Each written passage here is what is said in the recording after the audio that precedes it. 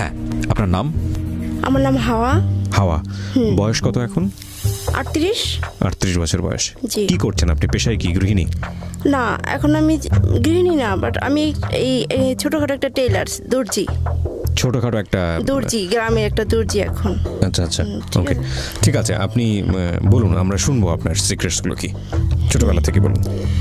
আমার বয়স মানে 88 থেকে আমার মনে আছে, একটু একটু মনে আছে। তখন আমাদের তো নদী ভাঙা দেশ, গ্রাম, ঠিক আছে, মাদারীপুরটা পদ্মার সাথে আমাদের বাড়ি। তখন আমরা মানে গ্রাম নদী ভাঙার 1 বছর আগেই, 1-1.5 বছর আগে আমরা ঢাকাতে আইসা পড়ি। আমরা 3 ভাই বোন, আমার মা বাবা নিয়ে 5 জন ফ্যামিলি। তো আইসা পড়ি ঢাকা 88 দিকে আসি। তো আসার পরে আমরা শান্তিবাগ একটা এলাকায় উঠি, সেখানে কিছুদিন থাকি। তারপরে শাহজাহানপুর একটা বাসায় থাকি। তো আমার আব্বার এক সময় আমরা হবার পরেই বোধ হয় একজন মানে মিনিস্টারের সাথে ওনার যোগাযোগ ছিল, ঠিক আছে। উনি মিনিস্টার ছিল, ওনার নাম ছিল এম এ কোরবান আলী। তো ওইখানে মানে ওই বাসায় আমরা উঠি, যে ভ্যালি রোড 23 নম্বর বাড়িটা, খালেদা জিয়া যাইসা পরে বাসভবন করছে, ঠিক আছে। ওই বাড়িতে উঠি, ওঠার পরে তখন আমি ছোট খেলাধুলা করি, হাঁটাহাঁটি করি।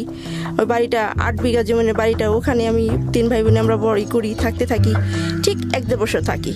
ওখানে আমাদের লেখাপড়া হয় না, কারণ ওখানে যে স্টাফ আছে, সরকারি স্টাফ আছে, তাদের ছেলেমেয়েরা শান্তিবাগ না শান্তিনগর ওই এলাকায় একটা স্কুলে পড়ে। আর আমার বাবা তেমন একটা মানে কাজকর্ম করতেন না, একটু অলস টাইপের ছিলেন, খুবই অলস টাইপের ছিলেন। তো কাজকর্ম করতেন না। তখন আমার মা বলল যে এখানে থাকলে তো আমার ছেলে মেয়ের লেখাপড়া হইব না। যাই হোক, তারপরে মা আব্বার সাথে তর্কাতর্কি করে যে তোমার কোনো কাজকর্ম নাই, তুমি সারাক্ষণ আজে বাজে মেয়েদের সাথে হাঁটোই করো, আড্ডা ফাড্ডা মারো। কে বলতো এটা? এটা আমার মা বলতেন আমার বাবাকে। আচ্ছা। যে বন্দিখানায় থাকবো না, আমার ছেলে মেয়েকে লেখাপড়া করাইতে হইব। তো এই কথা বলার পরে তখন ওই বাড়িটা ছাইরা মানে আয়সা পড়লো। আচ্ছা। আয়সা পরে মালিবাগ একটা বাসায় উঠলো না, ওই বাসাটা ছিল আপনার সিপাহীবাগ, ঠিক আছে। ওইখানে উঠলো, কারণ গ্রামের ভাড়া বেশি, কাজকর্ম করে না, একটা গ্রাম্য পরিবেশ। বাবা এমনিতে কি করতো? রিক্সা চালাইতো। হ্যাঁ, রিক্সা চালাইতো। আচ্ছা। তো গ্রাম্য পরিবেশ, ওইখানে ভাড়া কম। তো ওখানে সিপাহীবাগ একটা প্রাইমারি স্কুলে তখন আমি ঘরে বসে আদর্শ লিপি পড়ি। আমার 2টা ভাই একেবারেই ছোট। তারপর ওইখানে ক্লাস 1-এ ভর্তি করা হয়। কিছুদিন পড়ি, পরে আমাদের বাসাগুলাই ছাড়া হইতো বেশি, কারণ আত্মীয়তার কারণে মানে এত লোক আসতো আমাদের বাসা, বাড়িওয়ালারা কমপ্লেন করতো শুধু। আচ্ছা। তো ওইখান থেকে আবার মানে আবার ঘর ছেড়ে সেই সরকারি বাসায় আবার চলে যায়। ওখানে আবার পরে মা আবার করে 1 বছর, তখন 89 সালে জাতীয় পার্টির প্রেসিডেন্ট, তখন উনি পদত্যাগ করে। তো ওখানে পদত্যাগ করার আগে আমার ওই দাদাভাই মারা যায়, ঠিক আছে। দাদাভাই মারা যাওয়ার পরে আমাদের বাড়িটা ছাড়তে হয়, সবারই ছাড়তে হয়। তারপরে আমরা আইসা মালিবাগ উঠি, মালিবাগ চৌদ্দিপাড়া আবুল হোটেলের পিছে উঠি। তো আমার স্কুলে ভর্তি হয় না, মানে ভর্তি করে না, আমি এইভাবে ঘুরি খেলি। তখন আমি একা একা ভাবি যে আমার তো পড়ালেখা শিখতে হবে, কিছু করতে হবে, কারণ আমার বাবা, আমি যদি অন্ধ থেকে যাই, আমার ইচ্ছা হয় পড়ালেখা করার জন্য, যে আমি পড়ালেখা করব। তো মার কোনো চাহিদা থাকে না, আব্বাও কিছু বলে না পড়ালেখার বিষয়। তখন চৌদ্দিপাড়া নূর মসজিদ আছে, ওখানে আমি সকালবেলা আমার মা আমার আরবি পড়তে পাঠায়। আচ্ছা। আরবি পড়তে পাঠায়, তো আরবি ওখানে গিয়ে পড়ি, মেয়েদের সাথে পড়তেছি, সবাই ভালো, দাদা হুজুর পড়া দেয়। তো পড়তেছি এর ভিতরে আমার মানে বড় 13-14 বছরের 3টা মেয়ে বসে বলতেছে আজকে আমাদের ছুটি, তাড়াতাড়ি লাগবো, আমাদের স্কুলে যেতে হবে। তখন দাদা হুজুরে বললো যে হুজুর দাদা আজকে আমাদের ছুটি দিবেন, তাড়াতাড়ি আমাদের স্কুলে একটা প্রোগ্রাম আছে, তো আমাদের ওখানে যেতে হইব, কাজ আছে স্কুলে। তখন আমি চলে যাওয়ার পরের দিন আমি বলি কি, আপা তো আপনারা কোন স্কুলে পড়েন, আমার ভর্তি করবেন? পরে বলে যে তুমি ভর্তি হইবা? বললাম যে হ্যাঁ আমি ভর্তি হব। কয় ঠিক আছে, নিয়ে যাব। তো ওই নয়টলা স্কুল ইউসিইপি, ঠিক আছে, ওই স্কুল আমাকে নিয়ে যাওয়ার পরে ম্যাডামের সাথে কথা বলাই দেয়। পরে ম্যাডাম বললো শুধু তুমি ছবি নিয়ে এসো, আর কিছু লাগবে না। আমি বললাম যে আমার কাছে টাকা নেই, আমি টাকা দিব কই থেকে, আমার বাবা গরিব, আমি টাকা দিতে পারবো না। পরে বলে যে টাকা লাগবে না, শুধু হাফ ছবি নিয়ে এসো। তারপরে হাফ ছবি নিয়ে যাওয়ার পরে উনরা আমাকে ব্ল্যাক বোর্ডে সরু সরা ক খ লেখা দেখায়, মানে পরে ওয়ার্ডগুলো পড়তে দিলে পরে আমি এগুলো পড়ি। পরে বললো যে তুমি কিসে ভর্তি হবা, 1-এ না 2-তে? তখন আমি বললাম যে না, আমি 1 পড়ছি ম্যাডাম, আমি 1 পড়ছি, আমি 2-তে ভর্তি হব। তখন আমাকে 2-তে ভর্তি করা হয়। আচ্ছা, ওই স্কুলটায় 2বার মানে বছরে 2টা ক্লাস হতো। তারপর আমি জুন মাসে যেমন ভর্তি হই, জুন মাসের শেষে জুলাইয়ের প্রথমে বই দেয় আমাকে হাতে। তো জুলাইতে আমি 2-তে মানে ওইখানে, ঠিক আছে। তো এইভাবে আমি তখন ভর্তি হই আমার মনে হয় 91 দিকে। আচ্ছা, 91 দিকে ভর্তি হই। তো 91 মানে 2, 3, 4, 5, 6, 7, ঠিক আছে, এভাবে যাই হোক। তো ভর্তি হওয়ার পরে আমাদের মানে ভালোই লেখাপড়া চলতে থাকে। আমার 2টা ভাইরা বড়, আমার 2টা ভাইকে আমি স্কুলে ভর্তি করি, বাসায় পড়ার ফাঁকে ফাঁকে আমার আম্মা এর ফাঁকে চাকরি নেয়, সুইটার ফ্যাক্টরিতে ড্রাগনে চাকরি নেয়, ঠিক আছে, চাকরি নেয়। তো আমাদের গ্রামের বাড়ি থেকে খুবই গরিব একটা ফ্যামিলি, একটা মেয়ে আসে, ওর 8টা বোন, খুব গরিব ফ্যামিলি। তো ও আসলে আমাদের সাথে থাকে, যাক আমরা 2 বোনের মতো থাকি। তো এখন দেখা যায় কি, আমার মা আমার চেয়ে ওরে বেশি আদর করে, প্রচন্ড আদর করে ওরে। তো ছোট বোনকে, হ্যাঁ আমার ছোট বোনকে, ঠিক আছে, ও আমাদের গ্রাম থেকে আসে। তো ও বোনটাকে খুব আদর করে, ওরে খুবই আদর করে। তো একটা ঈদে খুব আমি কান্না পাই, আমার কান্না করি যে বাড়িওয়ালার 2টা মেয়ে থাকে, শাহনাজ আপু আর মনি আপু, ওনাদের বাড়িতে যশোর। তো ঈদের দিন আমার মা আমাকে গোসল করায় না, আমার মা যেন কেমন আমার অবহেলা করে, মানে এই জিনিসটা আমার খুব কষ্ট দেয়। তো ওই শাহনাজ আপ্পাকে আমার বলে যে তুই গোসল করে কাপড় পরে আস, আর পরে শাহনাজ আপ্পারে নিজে হাতে গোসল করে দেয়। তখন আমি চায়া দেখি, আমার অনেক খারাপ লাগে। তো এর ভিতরে করে কি, যখন আমি ক্লাস 5-এ উঠছি, তখন বাস আমার আব্বা আমাদের ফালাইয়া চলে যায়। হঠাৎ করে, মানে হ্যাঁ কাজকর্ম ভালো লাগে না, হ্যাঁ কাজ করতে পারবে না, আমাদের করতে পারবে না। হঠাৎ একদিন সকালবেলা চলে যায়, বাড়িতে যায়। ওনার দেশের দিকে টান থাকে, মানে উনি জাল পাতবো, মাছ ধরবো, ঠিক আছে, এটাই থাকে ওনারই। ছেলে মেয়ের লেখাপড়ার প্রতি উনি নাই, সংসারের দায়িত্ব কর্তব্য থেকে ওরকম নাই। তো পরে চলে যাওয়ার পরে এখন তো আমাদের ঘর ভাড়া বেশি। তো কিভাবে আমার আম্মার তো চলতেছে না, হইতেছে না। পরে আমার মা বলে যে এখন আমি কি করবো? তখন আমি বললাম যে ঠিক আছে, আর পড়ালেখার দরকার নাই। তখন কিন্তু মানে গার্মেন্টসের শ্রমিকগুলো খুবই ছোট ছিল, ছোট ছেলে মেয়েদের নেওয়া হইতো। তখন আমি গার্মেন্টসে ভর্তি হই, হাজিপাড়া গার্মেন্টসে ভর্তি হই, জিন্স গার্মেন্টসে। তো ওখানে ভর্তি হইলে এটা আপনি বছর কত, তখন বয়স কত? আমার 13 হবে। তো তারপরে ঠিক পুরো 1-1.5 মাস ডিউটি করি, একটা বেতন পাই। তারপরে 1.5 মাস সময় তো আমাদের তো ওটা ছিন্নমূল স্কুল মনে হয়, গরিব স্কুল তো, ছিন্নমূল স্কুল। তো ম্যাডাম আমারে খুঁজতে মেয়েদের সাথে খুঁজতে আমাদের বাসায় গিয়ে ওঠে। নার্গিস আপা, উনি আমার ক্লাস নিতেন, বাংলা ম্যাডাম ছিলেন। তো খুঁজতে বাসায় গিয়ে ওঠেন। তারপর আমার আম্মারে ধরেন যে আমার ছাত্রী কোথায়, আমার এত সুন্দর ভালো ছাত্রী, আপনি কি করছেন, লেখাপড়া কেন বন্ধ করছেন? তখন আমার মা বলে যে ওর বাবা তো ফালাই থেকে গেছে গিয়ে, এখন তো সংসার চলতে কষ্ট হয়, ঘর ভাড়া নিয়ে অনেক সমস্যা হয়, তো এই জন্য ওর আমি করছি, গার্মেন্টসে দিয়ে দিছি। তখন বললো যে না, সামনে পরীক্ষা, ফাইনাল পরীক্ষা শেষ না পর্যন্ত কোথাও যেতে পারবো না, আপনি আমার ছাত্রী এনে দেন। তখন বললো যে কোথায় দিচ্ছেন আমারে বলেন। তো একদিন হঠাৎ করে মানে তারপরে আমার ম্যাডাম ওনার হাজব্যান্ডে নিয়ে মোটরসাইকেল নিয়ে পরে এসে ঠিক 10টা বাজে আমার গার্মেন্টসে, মানে আমি যেখানে চাকরি করি সেখানে গিয়ে ওঠার পরে নিস্তাল আমাকে ডাকে, এমডির রুমে ওখানে ডাকে, গিয়া বলে যে এখানে হাওয়া নামে একটা মেয়ে আসছে আপনাদের এখানে, কিছুদিন ধরে কাজ করতেছে, ওই মেয়েটা আমার স্কুল থেকে আসছে, ওদের দেন, ডাকেন। তো আমার 4তলা থেকে, আমি ফিনিশিংয়ে কাজ করি, তো 4তলা থেকে আমার ডাকায়। তখন আমি তো ম্যাডামকে দেখে অবাক হয়ে গেছি যে আমার হয়তো বা মারবো। তখন আমাকে বলে তুমি এখানে কেন? তখন আমি বললাম যে ম্যাডাম আমার কি করব, আমার বাবা তো ঠিক এই করে না, এই জন্য আমার ভর্তি হয়েছে গার্মেন্টসে। তখন উনি মালিকের সাথে, এমডির সাথে কথা বলে যে এই মেয়েটা খুবই লেখাপড়ায় ভালো, ওরে ছাড়া যাবে না, আপনি এত বড় প্রতাপশালী লোক, এত টাকা পয়সা আপনাদের, আপনি একটু হেল্প করলে কিন্তু মেয়েটা ঠিক মতো লেখাপড়া করতে পারে। তখন বললো যে কি হেল্প করতে পারি? যে দেখেন আপনাদের তো অনেক মানে বুঝাই ঠুজাই বলে যে ওর যদি একটু খরচ আপনারা এখান থেকে হেল্প করতেন তাহলে হইতো। তো ওই ভদ্রলোক মানে মালিক খুবই ভালো ছিলেন। পরে আমার ঠিক আছে আপনি ওরে নিয়ে যান। পরে আমার বললো যে মা তুমি চলে যাও, তোমার প্রত্যেক মাসে 10 তারিখে আমি বেতন দিলে তুমি এসে নিয়ে যাও, টাকা নিয়ে যাও, তোমার আর করতে হবে না। তখন আমি ক্লাস আইসা, যেমন আমার কালকে পরীক্ষা, আজকে আমি আসিয়া পড়ি, পরে 5-এ ভালো রেজাল্ট করি, রেজাল্ট করার পরে বাস তখন আমার মাসে মাসে ওখান থেকে টাকা আসে, টাকা দেয়, পরে 6 পাস করি, 6-এও ভালোই করি। তারপরে যখন 7-এ উঠি তখন আপা সবাই স্কুলে বলে, তো আমার তো আবার স্যার ছিল না, কোনো স্যার ছিল না, আমি ঘরে বসেই যা পড়তাম আর স্কুলে যেটা শিখিয়ে দিত ওইটাই।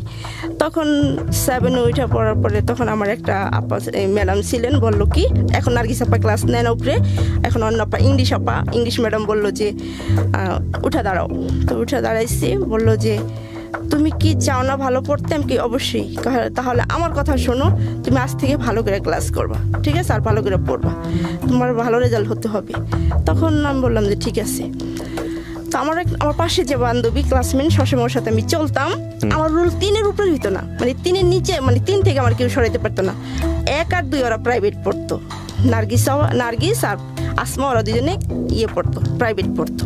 তো আমার তো প্রাইভেট ছিল না, আমার তো মানে কপাল খারাপ। যাই হোক, তারপরে 7-এ পরীক্ষা দিলাম, দেওয়ার পরে ভালো রেজাল্ট করলাম।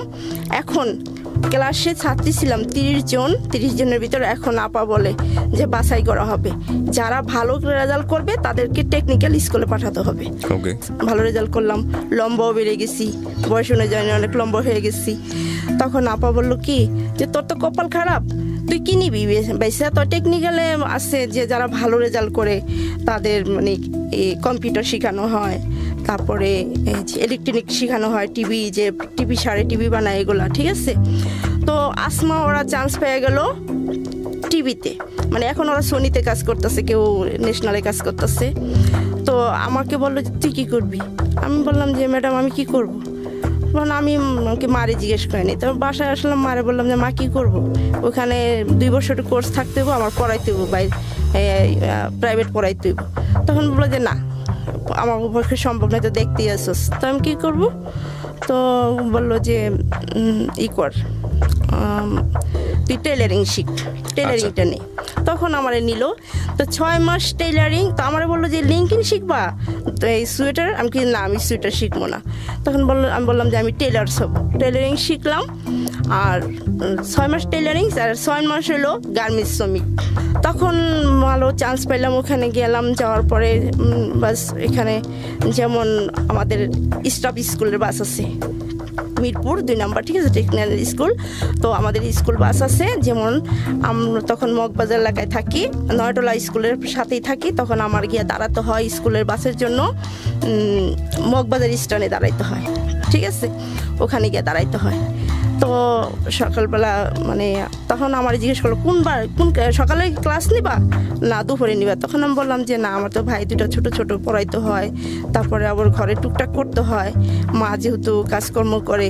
তখন আমি বললাম যে না, আমি বিকালে শিফটে নিব। তখন বিকালে চান্স পেলাম, পরে বিকালে শিফটে নিলাম।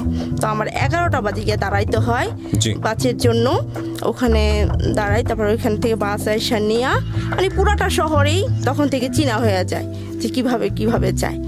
তো 1 বছর ক্লাস করার পরে ওখানে পরীক্ষা হয়, ওখানে কাজের উপরে পরীক্ষা হয়।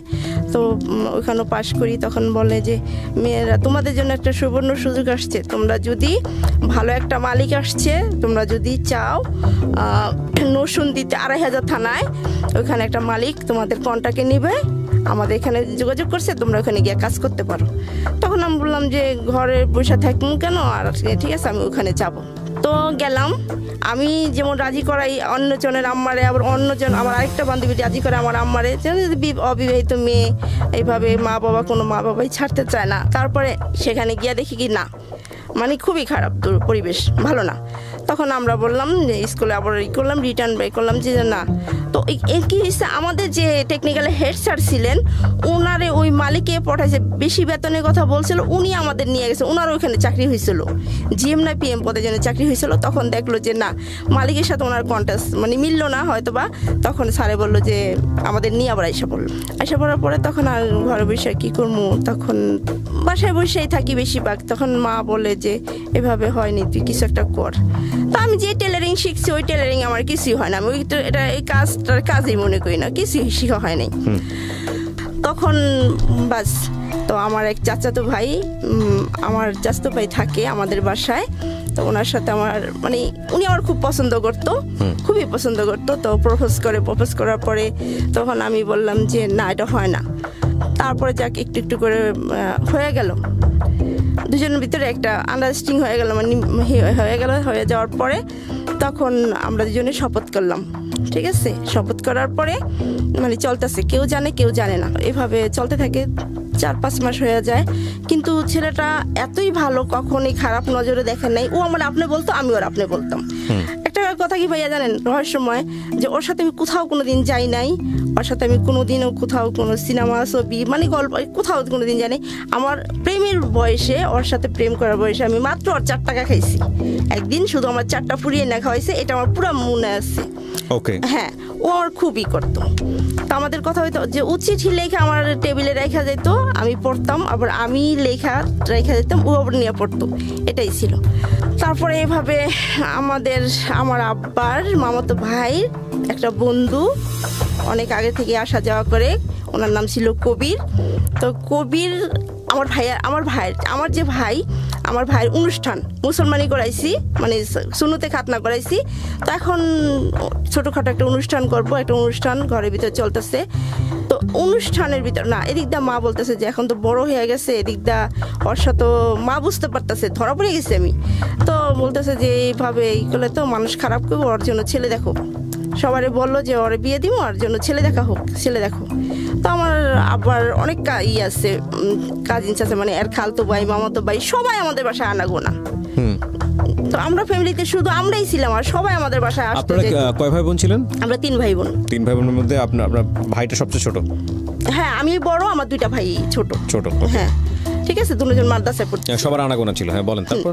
তো মা বললো যে তুমি সবাই ওর জন্য জামাই দেখো, ভালো জামাই দেখো, ওর বিয়ে দাও। তখন ওই কবিরও আসতো যাইতো, আমার ওই আব্বার মামাতো ভাইয়ের সাথে আসতো যাইতো, গল্প বলতো। আমরা চাচা বলতাম, চাচার বন্ধু তো চাচাই হয়। তো চাচি বলতাম। আমার আবার ফাঁকে ফুঁকে একটু মানে আগে পড়াতো, আসতো অনেক আগে থেকেই আসা যাওয়া করতো, 2-3 বছর হয়ে গেছে আসা যাওয়া করতো। তো আমার একটু মাঝে মাঝে একটু পড়াঠরা স্কুলে যখন ছিলাম পড়াঠরা করে দিত। তো উনি এই কথা শোনার পরে বললো যে আমি হাওয়াকে বিয়ে করবো, আপনারা ভেবে দেখেন, আমার বাড়িঘর দেখে আসেন, আমি হাওয়াকে বিয়ে করব। তখন আমার ভাইয়ের মুসলমানের অনুষ্ঠান শেষ হয়ে গেল। যাওয়ার অনুষ্ঠানের পরের দিন আমার স্কুল কাপড় চোপড় বানাবো কিছু তখন আমি পড়তেছি, তো স্কুলের ড্রেস বানাবো। তখন আমি স্কুলে মিরপুরে পরে আমার স্কুল ড্রেস বানাতে হবে, মার সায়া ব্লাউজ, আমার দাদুর সায়া ব্লাউজ, এগুলো বানাতে হবে। তো আমার এক দূর সম্পর্কের ফুপু আবার এই অনুষ্ঠানে বেড়াইতে আসে। তো ফুপু থেকে যায় কিছুদিন। তো ফুপু নিয়ে পরে আমি সন্ধ্যার সময় স্কুল থেকে আসতে 5টা বেজে যায়, 5:30। খাওয়ার পরে তো আমি বলি যে ফুপু চলেন ওই দর্জির দোকানে যাই, আমবাগান দর্জির দোকানে যাই, কাপড়গুলো বানাইতে দিয়ে আসি। ফুপু বলতেছে তুই কি জানোস তোর বিয়ে ঠিক হয়েছে? মানে তখন বললো যে হ্যাঁ তোর বিয়ে ঠিক হয়েছে। আমি কি কোথায়, কোন দেশে? তখন বললো যে আছে, তুই তারা চিনোস? তখন আমি বললাম যে আমি তাকে চিনি। ফুপু বলেন না কে? তুই তারা অনেক চিনোস, বলা যাবে না? পরে আমি বললাম যে বলতেই হবে। তো এর ভিতর ফুপু যখন বললো যে কবিরের সাথে, তখন আমি বললাম যে কবিরের সাথে, মানে আমি জানি কেমন হয়ে গেলাম, মনে হলো যে আমার আকাশটা ভেঙে মাথায় পড়লো। যে আমি বললাম যে এটা কি করে সম্ভব, আমি তো ওনার চাচার চোখে দেখি, চাচার মতনই করি। যাক, তখন আমি শুধু আমার মনে আছে যে কাপড়গুলো দিয়া দর্জিরে দিয়েই এসে পড়ছি। আইসা ঘরের ভিতরে ঢুকতেই দেখি, তখন আমার 3 রুমের বাসা, তখন ঘরের ভিতরে ঢুকতেই দেখি কি সে আমাদের বিছনা, আমার বিছনায় শুয়ে পড়ছে। তো আমার বিছনা আবার আমার রুমটা পাকঘরের সাথে ভিতরে, তো শুয়ে পড়ছে। তখন আমি তখন বুঝতেই তো পারতেছেন ভাইয়া যে আমার কেমন লাগতেছে, মানে আনিজি ফিল করতেছি। তখন আমি আমার রুমে চলে গেছি। তো ও জানতো না যে আমি জানে ফেলাইছি। তখন আমার বলতেছে কি ব্যাপার, পড়তে বসবা না? আমাকে কি না পড়বো না? তা আমাকে ঠিক আছে। তো আমার ওই ফুপু বললো যে কবির বিষয়টা তো জানাজানি হয়েছে, তুমি ওরে করো না, ওর সামনে যেও না। পরে বলার পরে কি ঠিক আছে, বললেন কেন তো তাড়াতাড়ি? যাই হোক, পরে এভাবে আমার পড়ার হয়ে যায়। তো আমার ওর সাথে, ও আমার খুব পছন্দ করে, খুবই পছন্দ করে। তো এর ভিতরে আমি যে ছেলেটাকে ভালোবাসতাম সেই ছেলেটা শুই না বলে আমার তারিখ পড়ে যায়, বিয়ের তারিখ পড়ে যায়। ওই বাড়ি থেকে লোকজন এসে দেখা যায় বাড়িঘর, ওই আমাদের লোকজন আমার আব্বার মামাতো বাইরে ওইখানে গিয়ে দেখে আসছে, বাড়ি দেখে আসে। দেখে আসার পর পছন্দ হয়, তখন আমাদের একটা মানে হয়ে যায়, ডেট পড়ে যায় যে বিয়েটা হয়ে যাবে, ডেট পড়ে যায়। তো এর ভিতরে আমার যেহেতু প্রেমটা ব্রেকআপ হয়ে যেতেছে, তারপর মন্টু ভাই একদিন বলে যে এমন এখান থেকে চলে যায়। মন্টু ভাই এই ব্যাপারে দেখে শুনে পরে চলে যায়। ও যখন একদিন বাড়িতে যায়, যাওয়ার পরে আমার 6টা চিঠি জমা থাকে, 6টা চিঠি বলে কি ওর কাছে থাকে। তখন ও বলে কি যে আপনি এই 6টা চিঠি রাইখা দেন। তখন আমি বললাম যে কেন রাইখা দেবো? আমি তো বাড়িতে যাইতেছি, কারণ আমার ছোট বোনটা তো খুব ফাজিল। এই 6টা চিঠি যদি পায়, 6টা চিঠি যদি ওর হাতে কারো হাতে চিঠিগুলো পড়ে, তাহলে বাড়িতে তুলপার কাণ্ড ঘটে দেবো, আপনি রেখে দেন। তখন আমি বললাম যে আপনি আমার চিঠিটা বহন করতে পারবেন না, লুকায় রাখতে পারবেন না, তাহলে আপনি আমারে নিয়ে এই করবেন কিভাবে? আর আমার এই করবেন যদি আপনার ফ্যামিলির নামে না দেয়, তাহলে আপনি আমারই নেবেন কিভাবে? এইভাবে কথাটা বলার পরে ও করে কি চিঠিগুলো নিয়ে যায়। তো ঠিক ওর বোনের বাড়িতে যাওয়ার পরে, ভাই তো বড়, তো ওর বোনের পকেটে হাত দেওয়ার পরে চিঠিগুলো পায়। তো চিঠির অবশেষে আমার নাম লেখা থাকে, পরে আমার নামটা লেখা থাকে। তখন ওই চিঠিগুলো আমার চাস্তো বোন, ওর যে বোন, দেয় ওর মার কাছে, দেয় যে দেখো মা। তখন ও আবার 6 পড়ে, দেখো মা ভাইয়া না হাওয়া আপার সাথে প্রেম করে। তো এই কথাগুলো জানা যায়।